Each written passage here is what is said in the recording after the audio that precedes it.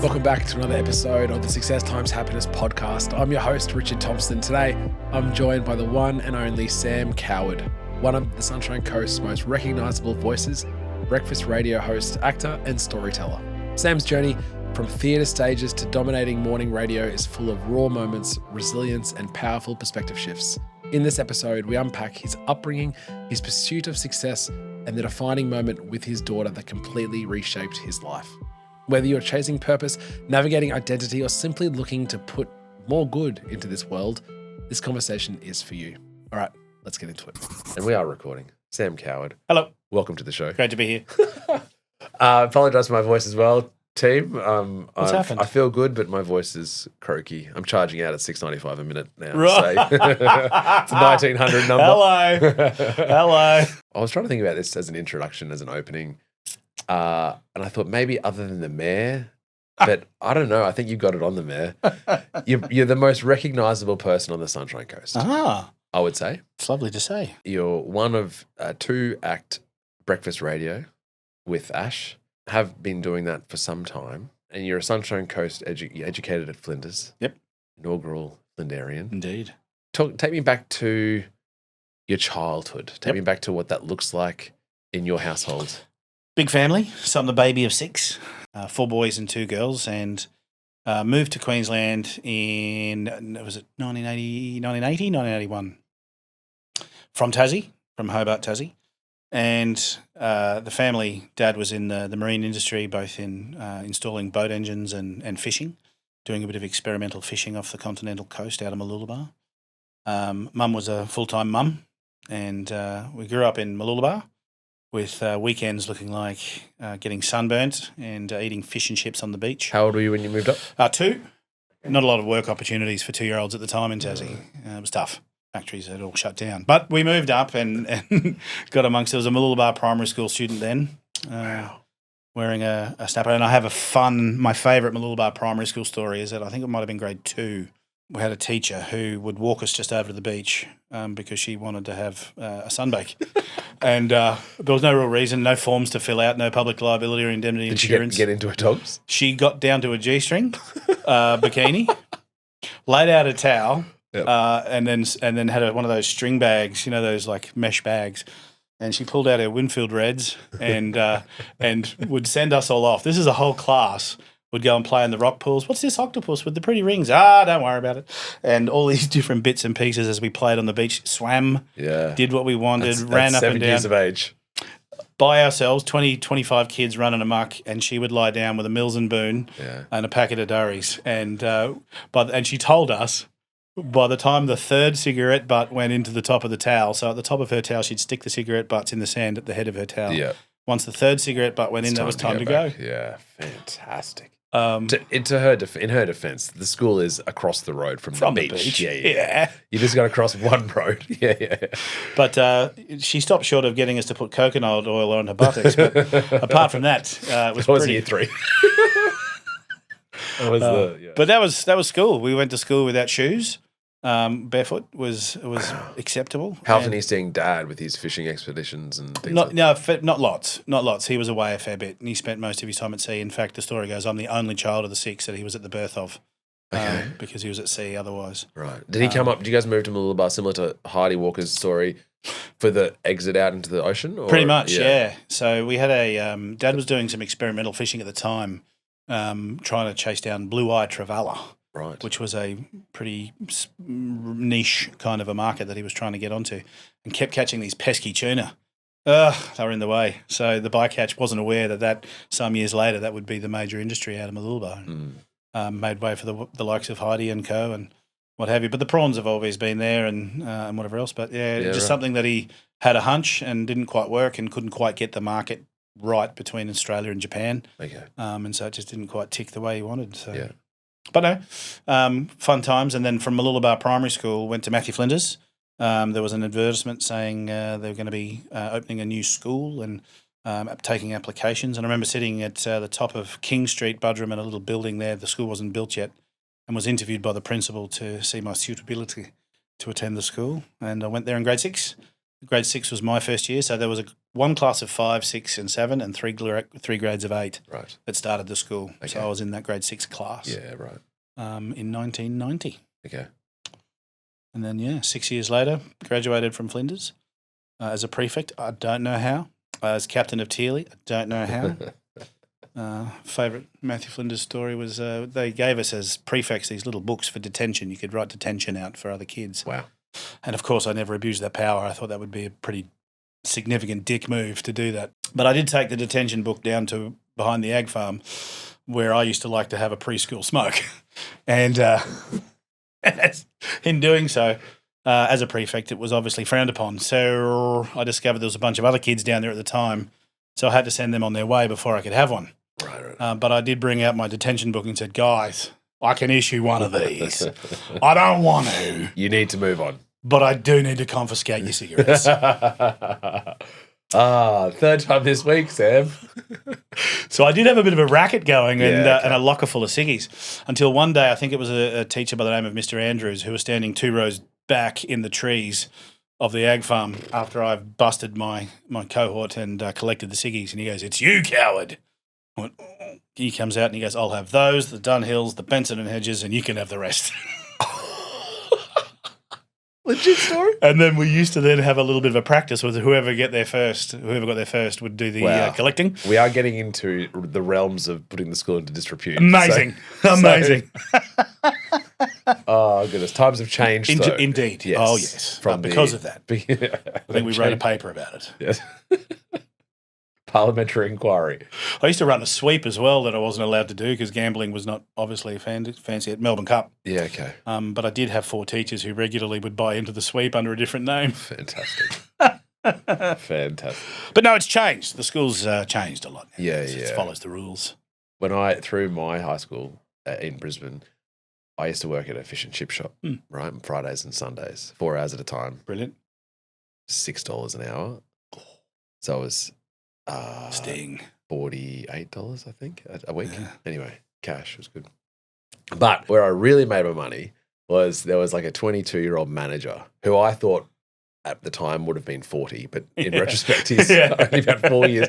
He's dropped out of school. I thought he was God, But he was able, obviously he's over 18, and we'd be going to parties at school, and so he'd have no problem going across the little shopping village to get me alcohol. So we'd all have a Saturday night party, and on the Friday night, I'd get all the cash from the kids, from my mates, and there would have been $400 back then worth of grog. Wow. Yeah. It's a lot. And I'd go, okay, and it was like, 10 bottles of spirits or something, ridiculous. Cool. And so he'd go get it. I'd get it back in my bag, and I'd walk home and I'd put it in, and Mum's home, and she would have, I think she cut it on, or she would have been fine with it, but I put it in the garden. Went inside, had a shower, made sure she was asleep, then clink, clink, clink. And then, give it off to the kids at school on the Saturday night, at the Saturday night at the party, and got, $5 or $10 a clip. And it was a lot more than the fish and chips. Yeah. The entrepreneur. Yeah, always. Love it. So anyway, when did theatrics come into, when did you first get the taste of that? Yeah, good question. I think my uncle, who was a prominent figure in Melbourne, whenever we'd go and visit him, he'd take us to a show. He'd take us to the theatre. Mm-hmm. And there was a little cafe at the front of Aspire Theatre called the Treble Clef Cafe, and we'd have a ham cheese croissant there, and I'd have a coffee as a kid, like a cappuccino. Right. Real adult. I was a big kid. Yeah. Yeah. And so I think I loved the grandeur of the theatre, and I enjoyed the experience, probably more so than half the stories I saw. We went to the opera, we go to ballet, and I may not have understood it, but I certainly got it in my blood from that experience. And I think because he was quite an aristocrat, that I quite liked that sophistication. And as a young man, I liked that. I liked that I was allowed to have a thimble full of red wine with dinner, and things like that. And I thought it felt special. And then as a result of that, at Matthew Flinders, I remember, I think I was in grade 9 at the time. I was in grade 9. There was a shortage of boys and a shortage of students, really, from a relatively small school. There was auditions for a show called The Dracula Spectacular, which will go down as the school's first ever musical. Okay. Horrible thing. I played a character called Dr. Nick Necrophiliac. True story.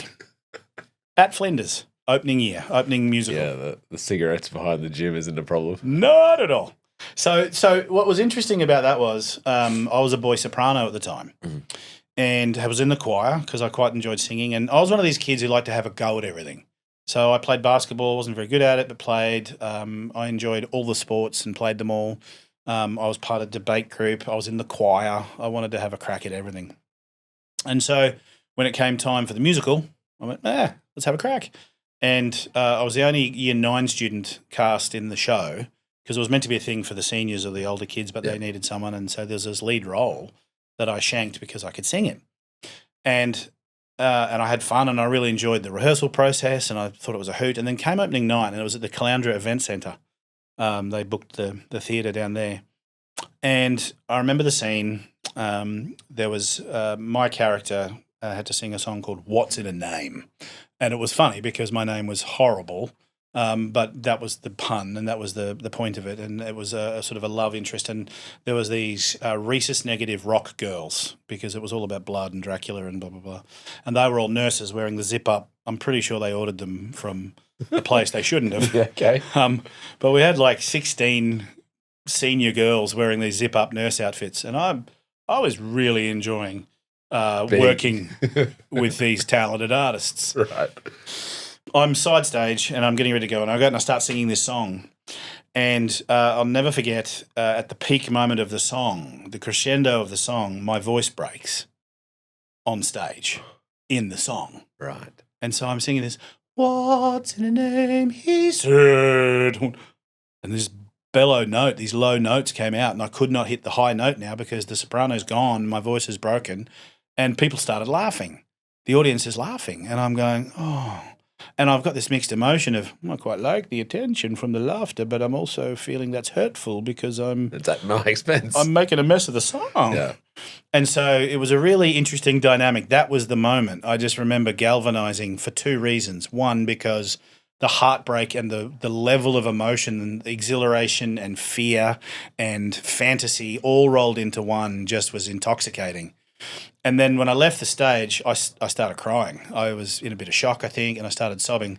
And I can't remember which of the senior students grabbed me first, but it was one of the students pulled me to her chest while I was sobbing and held me.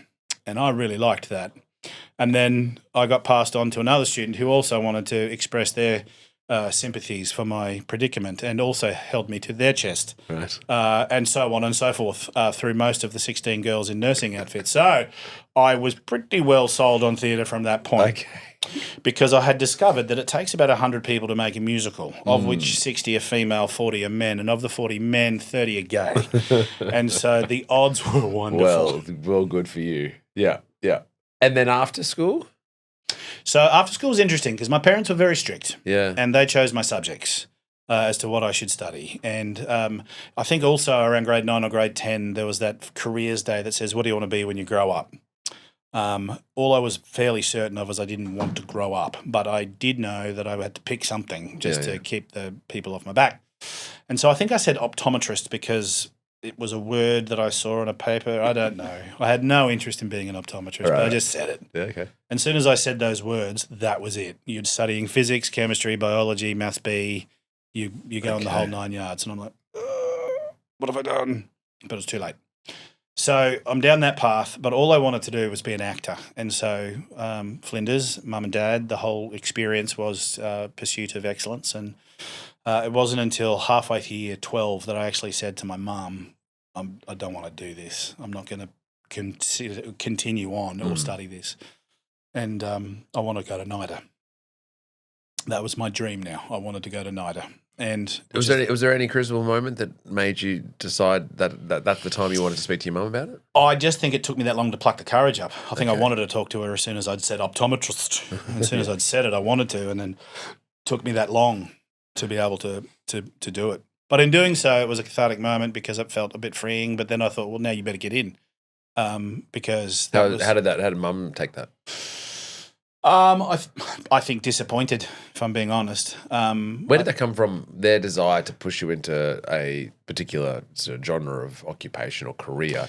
You've got a mum who's working, who's at Yep. home and helping the family. Yep. And dad who's out on a boat. Yep. You can obviously that's entrepreneurship. Yep. But where do you think their desire came from as parents to say you should be pigeoning yourself to a particular career? I think they had two designs. I think one, the societal view of what looks good is you go to university in a profession.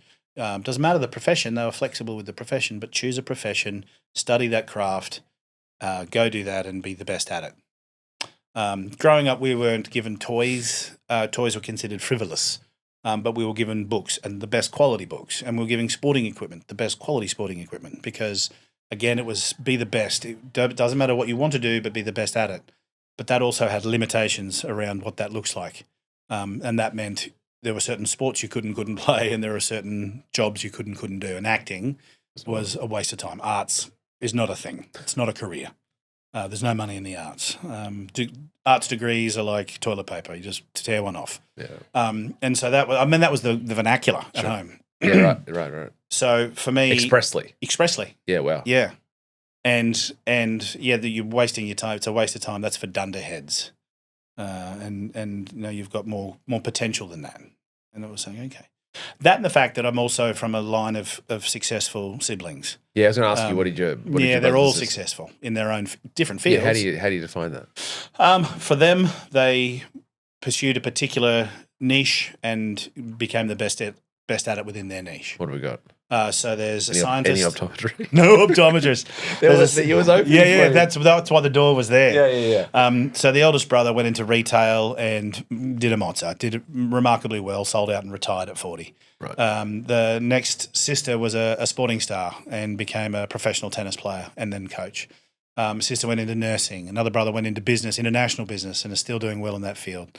The next brother down went into science and became a global installer of oceanariums around the planet, and was a marine biologist of the highest regard. When you've got 5 people in front of you, it's a blessing and a curse because you've got comparison. Whereas if you're the first one off the top of the litter, yep, you can pay. You set the pace. Yeah. It's like rowing, you're the stroke. Yeah, correct. Yeah. So I think because the diversity amongst them, from retail to science to health to business, but they're all exceptional in their fields. And so I think that was the thing is, all right, we'll get the last one away and then we're done. But the arts was not an option. Definitely not an option. So I remember auditioning for NIDA and again, was unsuccessful. And along the way of doing all that, I had been getting involved in the amateur theatre scene and doing local shows and stuff like that. And but yeah, it was tough because I think coming home from that audition, feeling good about it, I think they auditioned around 3,500 people a year for 25 places. Wow. And just wasn't to be. It actually was one of those things that just wasn't meant to be. Yeah. So for me, I found my way in the craft anyway, but then felt the pressure from home to then do what they had always said. Maybe I thought it was a maturity thing that I had to learn this lesson and then go to uni anyway, which is what I did, and studied business and human resource management. Did your parents see any of your early performances? Yeah.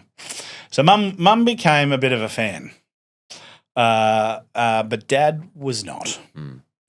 And so there's also, I mean, we're also talking a generation. My dad's now 90, and mum passed in 2014.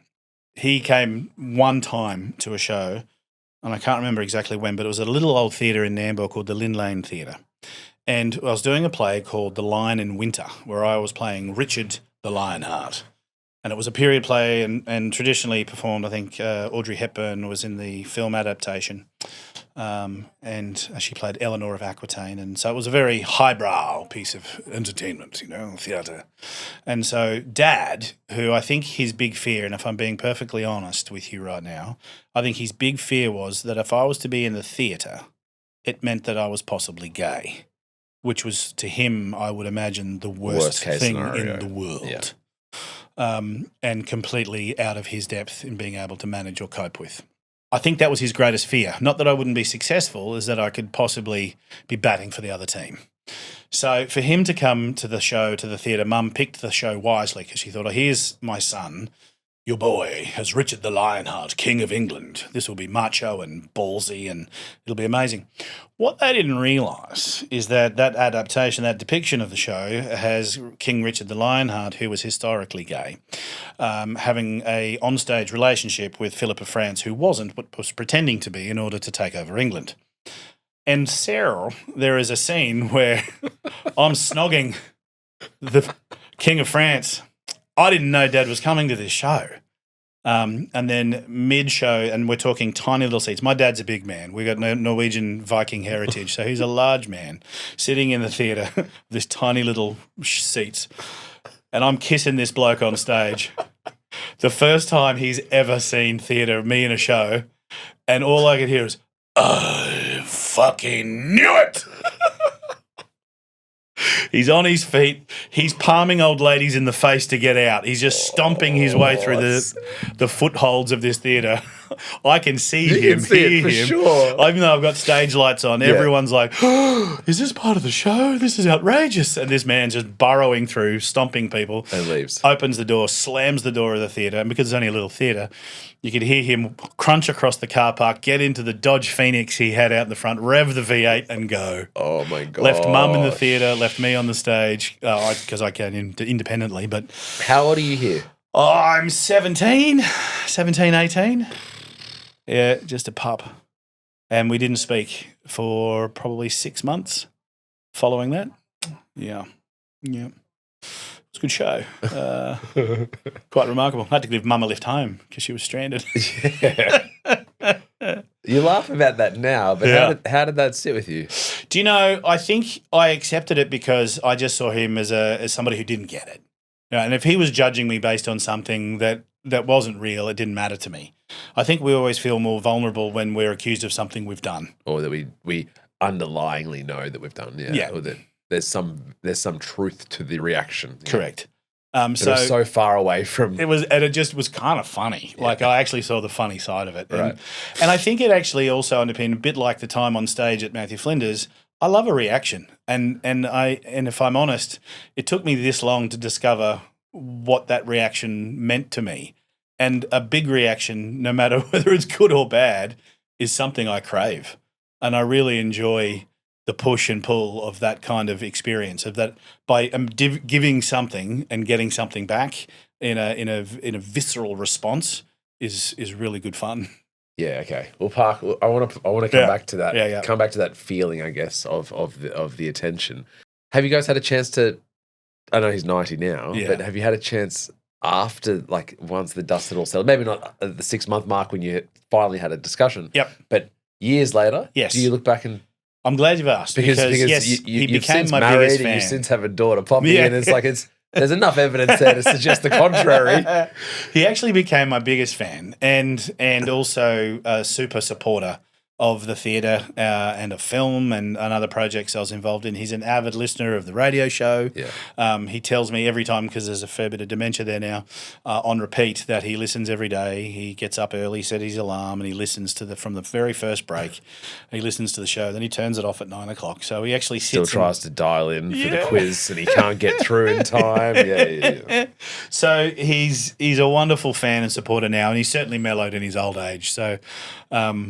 We have had that. We never really had the conversation directly about, Dad, I'm not gay, mate. And not only that, this is a show, this is entertainment, and you kind of made a dick of yourself that And on top of that, it would be okay if I was. And even if it was the case, No, we never got into that space. And that's not a conversation I think I could, well, certainly not now, but would never have been able to have with him. And then you go into doing your own production. Yeah.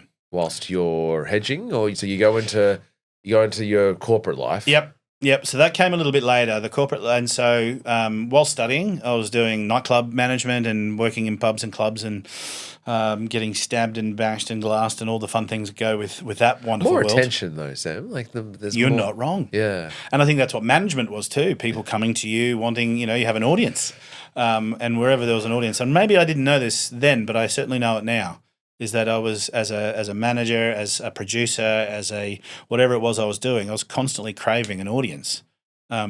I didn't at the time acknowledge it or know it, but it's certainly what I reflect on now as the fact. Yeah. But yeah, so certainly through the nightclub days did that, and then when I met my then fiance or girlfriend and then fiance, we met at a show in Budrum called Into the Woods, a musical by Sondheim. And I tell the story famously then that she played the witch, I played Prince Charming, and 25 years later nothing changed. That's so good. But then things changed, and then I had to find a reputable law firm to help me separate. But interestingly enough, that time for me was a dual life, and I kind of feel that it's something that because I was engaged at 19. And married at 22 and had Poppy at 26, all very young, to do a lot of those things.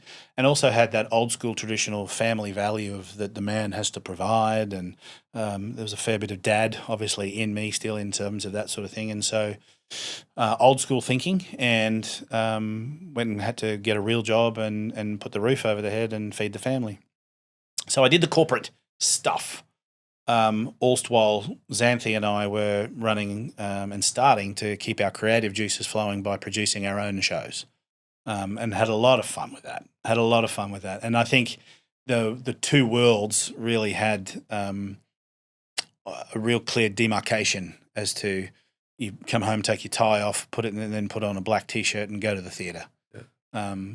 I would never smoke at work in the corporate space, but then as soon as I'd get to the theatre, I'd be chimney smoking, and it was one of those worlds where they were so polar that I felt the need to keep them that way.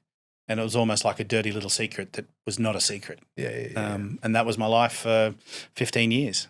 What did corporate teach you? Corporate taught me that everybody lies. It also taught me that there is no limit to what some people will do to escalate, and that there are two kinds of ways people can progress. You can either help others up or push others down. And I think that was the dog-eat-dog nature of the corporate space that I enjoyed, but also despised. I've always been of the philosophy that high tide floats all boat. And so where you can foster success or foster positivity, then everyone will benefit from it. And I always figured that if you helped enough people up at the right moment, there'd be an arm there to help you. But it never came at a cost, and it was always hurtful when you'd see the opposite and see people who do that opposite, who use you as a stepping stone to climb above you. And I just saw that in the corporate space, that there's a lot of inauthenticity and disingenuous people who unfortunately succeed more than you'd like them to. And I didn't feel just. And I think that's something that stuck at me a lot in the corporate space, is that a lot of the wrong people were making lots of money. That's when I believed that money was the most important thing. And I think the pursuit of happiness and the pursuit of money are very different. And it took me a long time to work that out. Was there anything that happened specifically that made you come to that realization? Yeah, it did actually. 2016. 22nd of March, 2016. I was reading to Poppy, who was then a 9-year-old.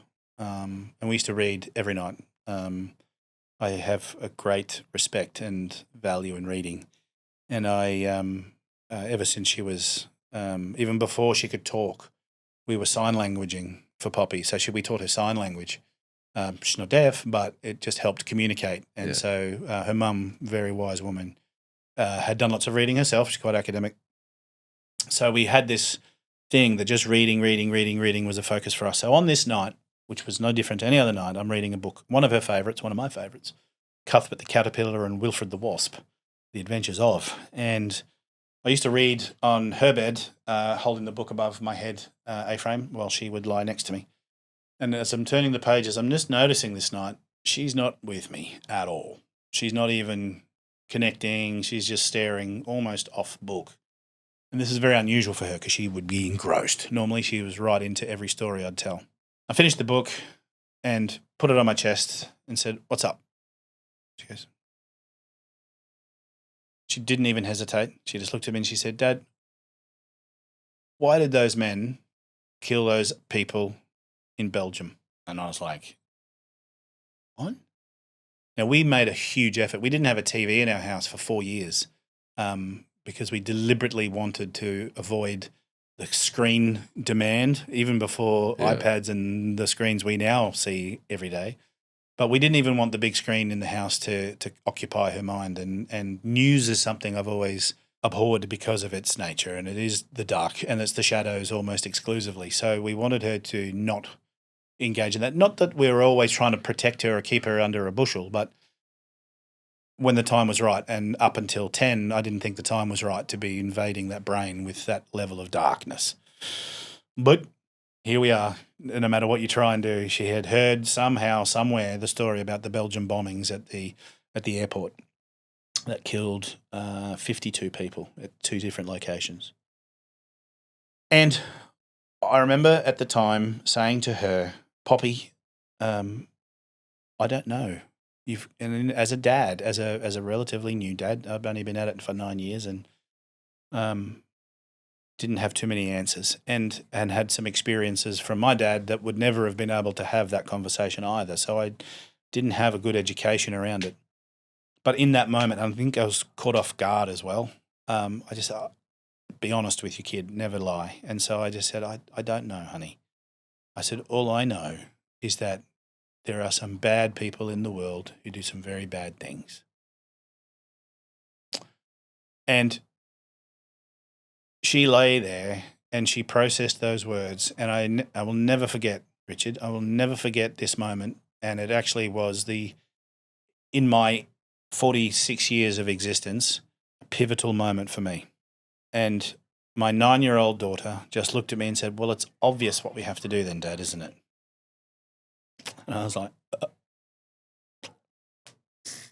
don't know about obvious, but okay. Yes, it is, but refresh me as to just how obvious this is. And she said, well, Dad, if there are bad men who put bad into the world, it just means us good people have to put more good into the world, and then we'll win. And it was such a simple message. And even hearing it, me saying it again now, and every time I get the opportunity to say it, it confounds how simple that is that, yeah, there are always going to be bad people doing bad shit. You and I can't stop that. Yes. But the power we have is putting good into the world. Yeah. And I love winning. I'm a competitive nature. And so for her to say, all we need to do is win, is put more good in, it changed my life. It actually changed my life. Yeah, that's amazing. And from that moment forward, from that day forward, it became my new life goal and my new daily mission to put some good into the world. And that's what changed my world in radio, is that all I wanted to do then was make people smile, get a reaction, get that reaction from people in a positive way by doing something fun. Yeah. Because to me, making and giving people the opportunity to have fun and smile in a world that there are men who are going to blow up airports. There are men who are going to stop people traveling through Straits of Hormuz to get trade through. Yeah. There are men who are going to impose taxes and put things on situations that allow us to, or prevent us from being able to buy cigarettes at a reasonable price. Yep. Creating a black market and giving bikies the opportunity to import. There's a whole lot of dark. So if I can make someone smile every day, then I'm doing what my daughter dreamed.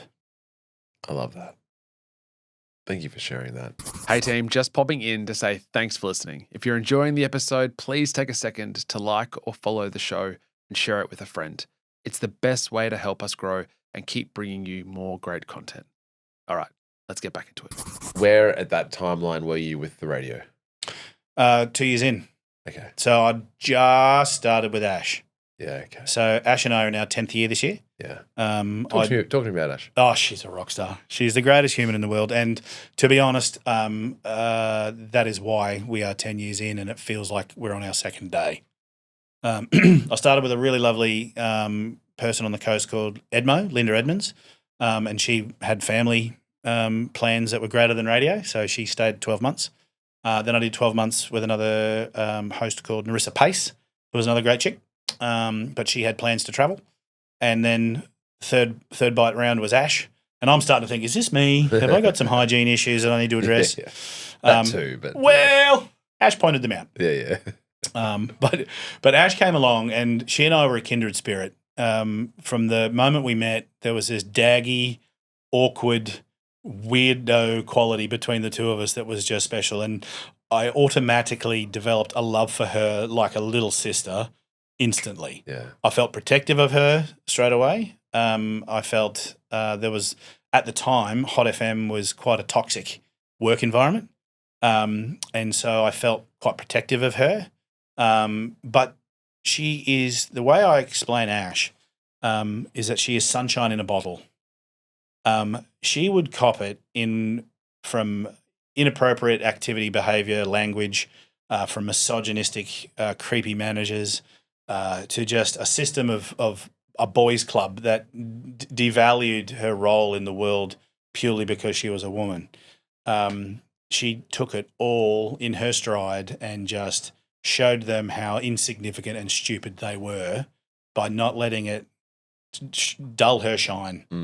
And she did everything she does. Like, she has her own challenges with family members being unwell. She's got Lily with a blood condition.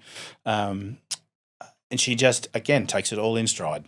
Nothing's too much for Ash, and she is one of the most optimistic and beautifully genuine people. She doesn't mind making a dick of herself, and she is just straight up awesome every day. Even when she's feeling like shit, she's been in the studio with dysentery and lying on a couch sideways and we're going, what are you doing here?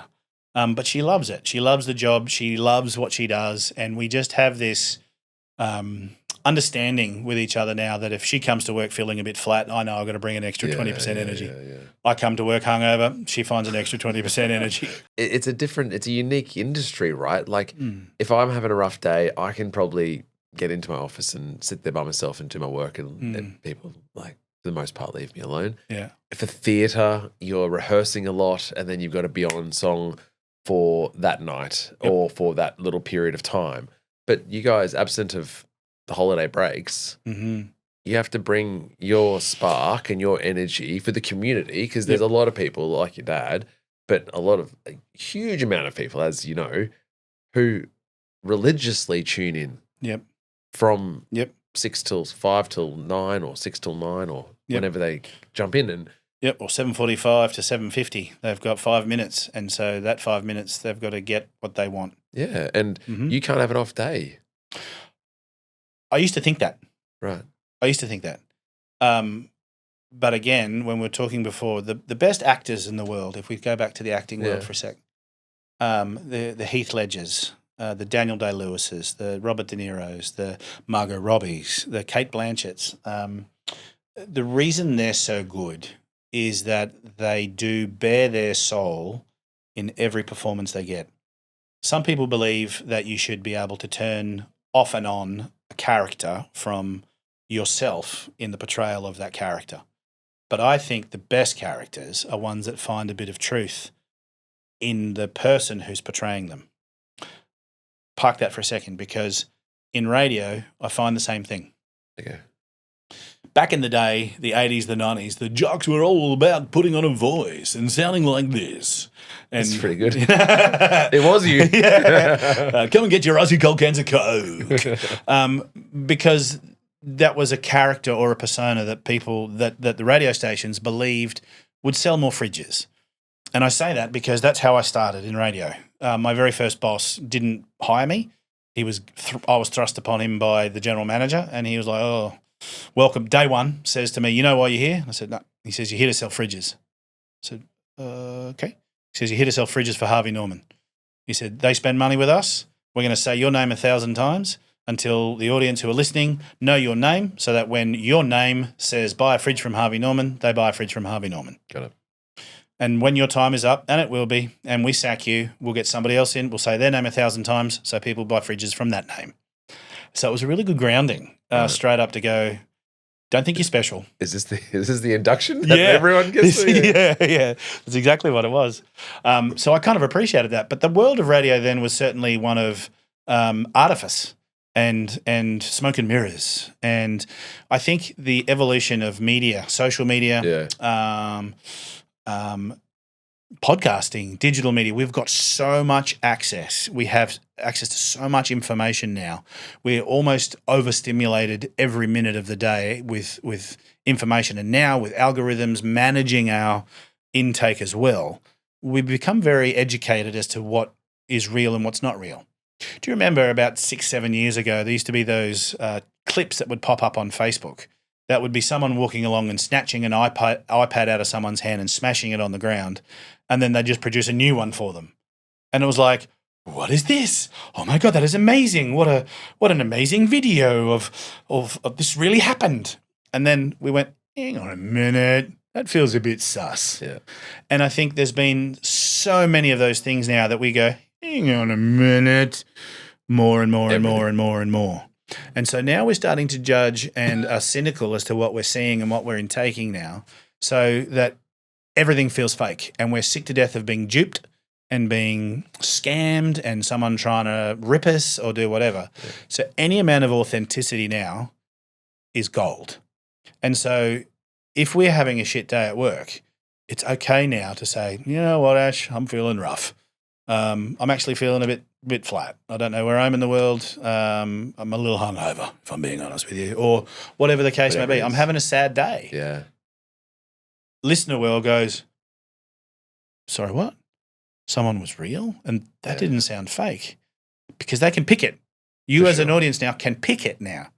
And so because you're that discerning, it's not worth bullshitting. Because you do it once and people lose you. You lose your audience because you're then disingenuous. Because do you think that's why you guys have been so, inverted commas, successful? But I guess your longevity's been there, because it's tiring being someone you're not.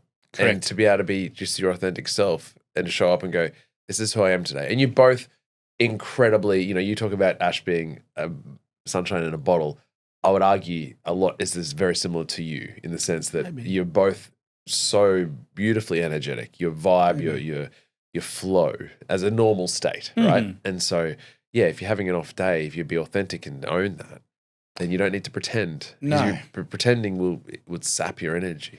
And I think that's the longevity that you speak of, is that we used to try and be something for everyone, and then it was too hard, and you get it wrong, and then you start making yourself anxious as to what people are wanting to hear. And do the end of the day, we go, if I can make Ash laugh and if we can have fun in here, that's enough. Yeah.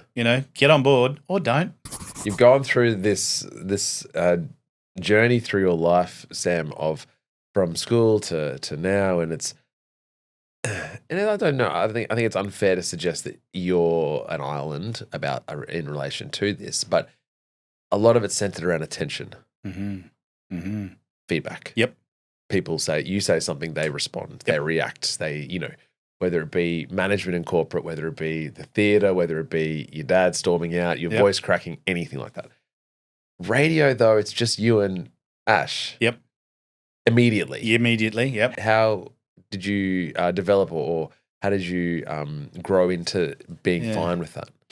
I think it was pretty quick, in the fact that the feedback you'd get, because of the world of social media, was quite instantaneous early days. We get a lot of feedback from people telling us we suck, or you guys are really funny, or you made our day, or go kill yourself. It was a mixed bag. From the one person. One guy, he's mixed up. It was a long session, a long morning. But we get emails, we get phone calls, we get messages, we get MMS, SMS, messenger chats, Insta posts. MMS? How old are you? Old. We get LinkedIn and Lycos and Alta Vista messages. MySpace. That's the one I was thinking of. Couldn't get it. MySpace. So, I think there's enough of that sort of feedback, but also going out in the street and people would recognise you and then want to spark up a conversation with you. And they would want to talk about something that we talked about months ago, and they pick up like you just left off. And I found that fascinating, that I'd be at the supermarket and someone would go, I think you're right. I'm like, sorry about exactly what was that? And then, but in their mind, they have a relationship with you because they listen every day. Yeah, that's right. And so how have you adapted to that? Because unlike theatre, you are portraying a role, and no one goes, I connect with King Richard. No, that's right. And I want to speak to King Richard. Yeah, it's it's Sam and It's Ash, you. and it's almost like you're a friend. Yeah. You know, Yeah. localized. You're not Absolutely. You're not, but it's probably hyper I think localized because you know if you're a national or international celebrity, I guess social media helps with the connection of understanding what people do day to day. But people would want to. They see an international celebrity and go, "Oh, I wonder what they're like." Mm-hmm. But for you, you're hyper well known on the coast as a celebrity because of the familiarity around. They know what I'm like. Exactly. Yeah. And they know what you think and Yep. believe and all the things. And I was going to ask the question of like, what is the difference between Sam that we hear and Sam who you are, that person versus the persona? Yeah. But is it safe to say that, I'm asking a lot of questions here. Is it safe to say that they're one and the same? I think so. I didn't think it was. I think I thought I was taking on a persona and that I was able to take off Radio Sam and leave him in the studio and then go home and be me. Yeah. But again, back to the authenticity I think that changed. And it changed roughly around the time that Poppy made that statement. Made the statement. I love that. So I think that was the time that I just went, you know what? I can't please everybody. All I can do is try and put a smile on people's faces and get that feedback. And then how did you go about being everyone's accepting that Joe Public is mates with you? It took a little while because I didn't know what it meant to me. I knew what it meant to them. I knew that they were hearing something on the radio, that there was familiarity, as you said, for them, but I didn't know who they were. So I maybe felt a little bit vulnerable in the fact that I didn't know how to respond to them. I didn't know how to give them what they wanted in that moment. Did they want me to continue being that friend or that voice that they hear on the radio that has those opinions, or is it weird to have that continued conversation without saying, "Oh, g'day, I'm Sam," and they go, "I know who you are. We know.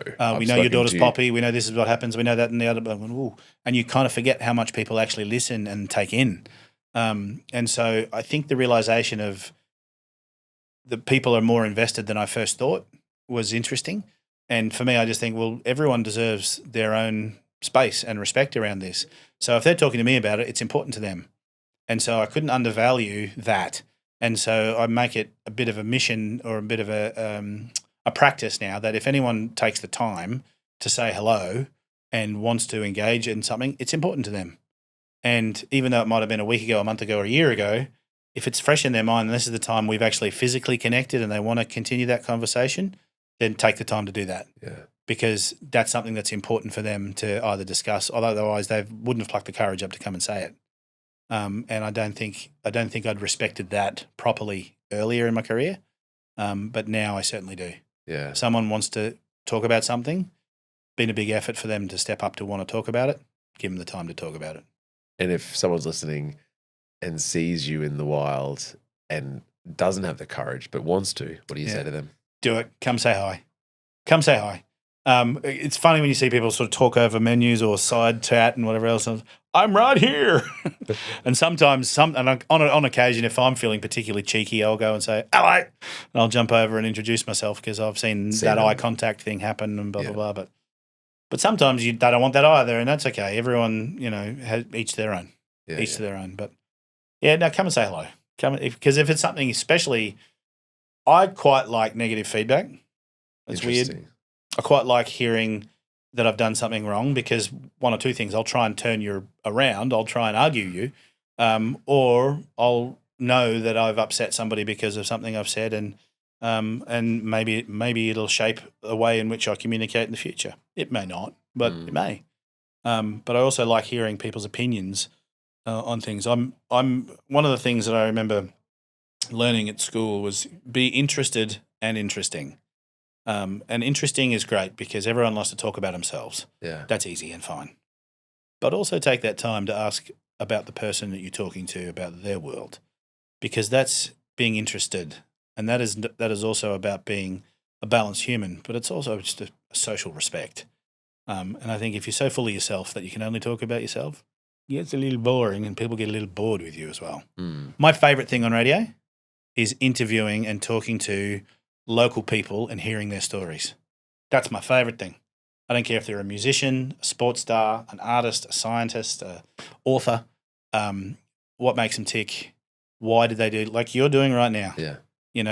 I think it's a marker of somebody who's evolved quicker than others, who shows an interest in other people. I think it's very basic to just be interested in yourself. For sure. And it's, as you say, it's otherwise boring to just to keep thinking about you, like trying to unravel your own story, I guess. Mm-hmm. Poppy. Yep. She's now off to Brisbane. Going to be a lawyer. or in the arts. She's hedging, she's hedging still? Yeah, she's hedging. Although I think the film degree is starting to weigh heavy. Right. Group work blows out, and the timing and flow doesn't necessarily line up perfectly with a timetable, especially when you've got another timetable that is demanding and rigorous and inflexible. So I think that it's just fascinating. She's always taken on things bigger than herself, that kid, and she's taken on a double degree, becoming an adult, moving into a house, getting a job, having a boyfriend, all at once, and getting her teeth straightened by Dr. Vaz, and doing everything at once, and all the lineups that go with that. And she takes it all in stride at this point, but she's an amazing young woman, and I'm excited to see what the world gets from her, because she's certainly getting a lot out of the world. So good. So good. I was listening to an interview you did years ago, and she was young. Well, it was only 8 years ago. Yeah. And, she's at primary school. Yeah. And I'm like, I said to my wife this morning in preparation for today, I was like, it just goes like, that was 2018 or something. And I'm like, that wasn't that long ago. But then she's now at university and in Brisbane, and it's like Drinking mojitos. What? It just goes so quickly. Yeah, 100%, Richard. And that is, I guess, that thing as to when you say the pursuit of happiness, the pursuit of success. What does that actually mean? Well, I've attended more funerals than weddings this year. I've hit that age.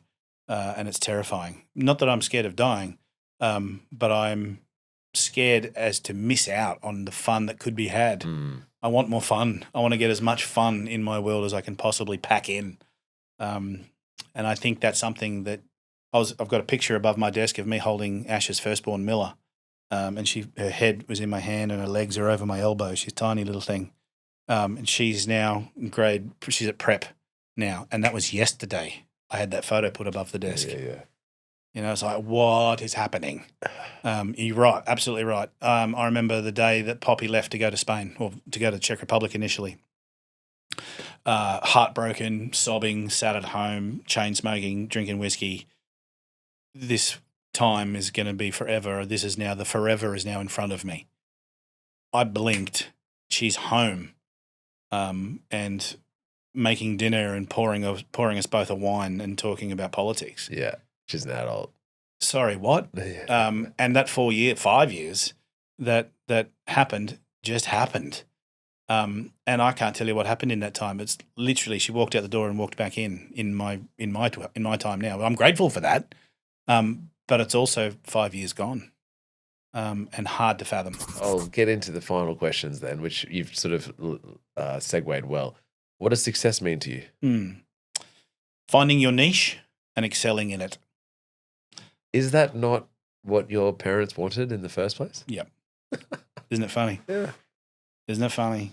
And isn't it what we all want? Absolutely. But we need to find out ourselves. Yeah. You can't be told it. You can't be led to it. You can't read it in a book. You can't hear it in a song. You've got to feel it.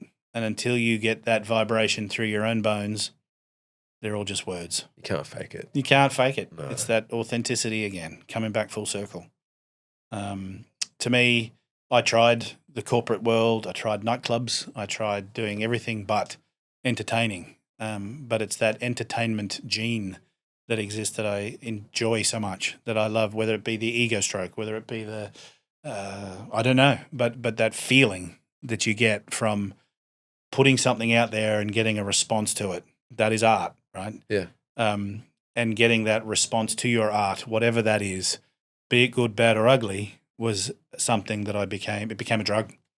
And then winning and doing well at it and becoming number one and doing all that. That's your competitive streak. Is the next part of it. So identifying where you fit in the world, and then being great at it, to me is success. And you're so good at it. Thanks. Do you know what I was just saying at the start of this though? I love it. I still love it. I love every day getting up and meeting my best bud in the studio and hanging out. But it feels like we're just starting. Like here we are. I'm 12 years in, 10 years with Ash this year. I feel like a rookie. I feel like I don't know what I'm doing. I feel like you don't press buttons or anything. So I don't have to work too hard. You actually don't do anything. That's rough. True, but rough. Yeah. But no, I honestly feel like we're just getting started. Yeah. And then as a show, we're working out what that looks like and where we're going with that. And radio's had a renaissance in the last 3 years in particular. We're seeing numbers that haven't been seen in decades. Radio is back, baby. The connection thing?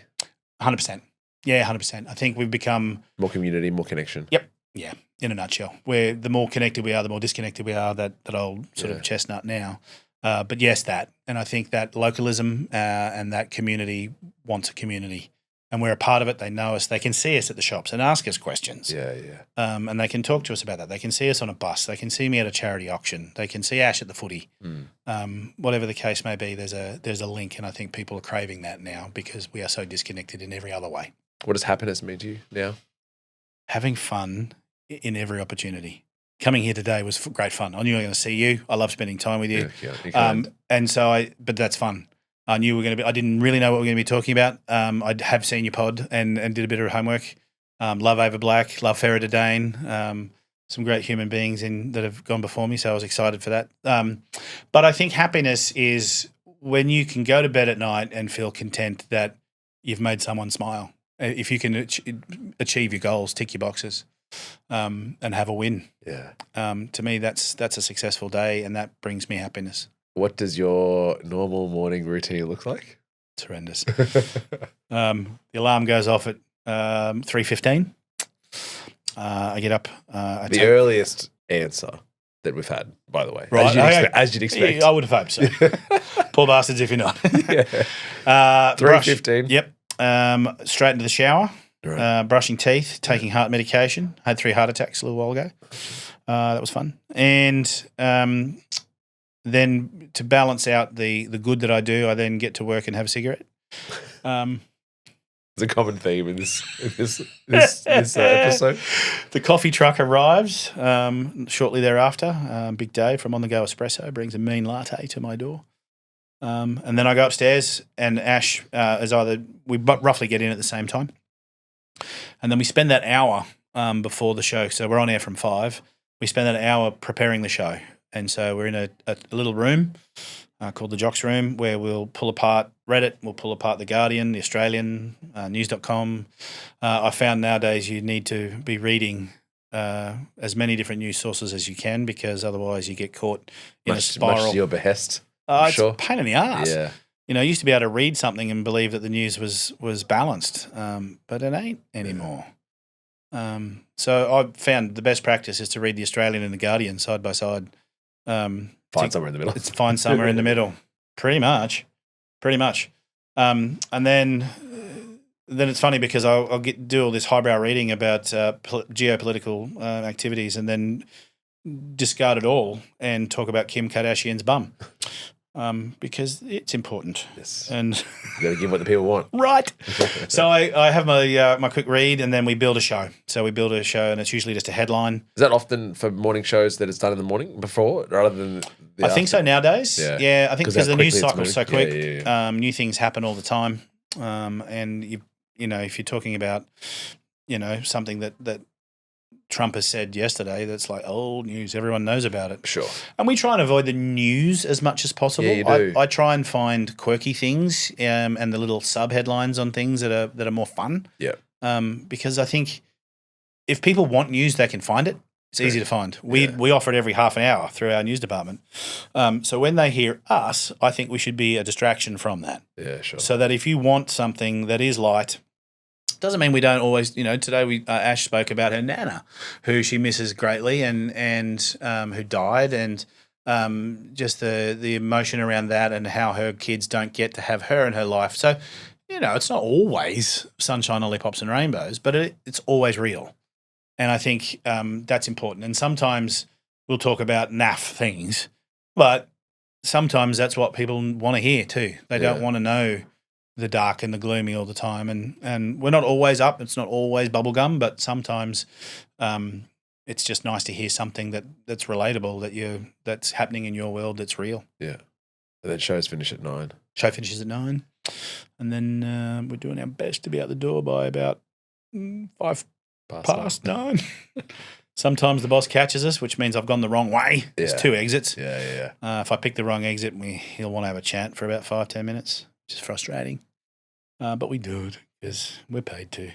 But otherwise, we're out the door. Quite a lot of promotional things, little videos and prepping interviews sometimes for the next day or next week, whatever the case may be. But yeah, that's hopefully out at the door by 10 o'clock at the latest. Yeah. And then go and get some life in. So good. A piece of advice you give to the world. If there was one piece of advice you'd want to give. To thine own self be true. Okay. Shakespeare, my mum, then to me. I just think it's the greatest bit of advice. You will try to please everyone else. Your partners, your family, your friends, your colleagues, your bosses. But if you're not true to yourself and you're not true to your core, it's all bullshit and it's all for naught and it'll create anxiety and stress and debt. To thine own self be true. Be true to yourself. Someone that you know who you think would be a great person for the show as a guest. Ooh. Ash is the first person that comes to mind. She's a rock star. A fascinating individual would be Min Swan from White House Celebrations. She was a mayoral candidate. She runs a business and just a really interesting human. The way she and her take on things is quite fascinating. I don't know what Ghost is going to do with that edit, but Sammy Coward, thank you so much for coming on the show. Absolute pleasure. I think you're one of a million. We listen to you guys every morning on the way to school. Thank you. My eldest thinks you're fantastic. Well, can you tell your eldest that I think you're very funny? He's talking to me, I think. He's talking to Dad, not to you. I'm talking to you. I'm talking to you, Richard. Anyway. Very funny. No, but no, your family fun too. And you know what? I love that time you guys came in because I think there's that old school magic of radio that hopefully keeps people interested because you hear it on the air and it's one thing, but when you see it in that studio, it's a whole different world, isn't it? I mean, you've seen, and I think it's really good for those guys to see that and go, this is where it happens, because then you can line up the place and the face to the name and the rest of it. You can see it on a bus, but it's a bus, but you see us do it in the studio, and I think it's got a whole different dimension to it as well. Yeah. No. You guys are high up there in the household, so I appreciate that, and keep doing what you're doing. Will do. Thank you, mate. Thank you. That was another episode of the Success Times Happiness podcast. Thank you so much for listening. Next time you're driving to work early in the morning, turn to the person next to you and tell them all about the show. It really means a lot. A huge thank you to Sam for sharing his story with us, such honesty, humor, and perspective. If today's conversation inspired you, please subscribe, leave a comment, or share it with someone who needs to hear it. It really, really means a lot. Until next time, peace.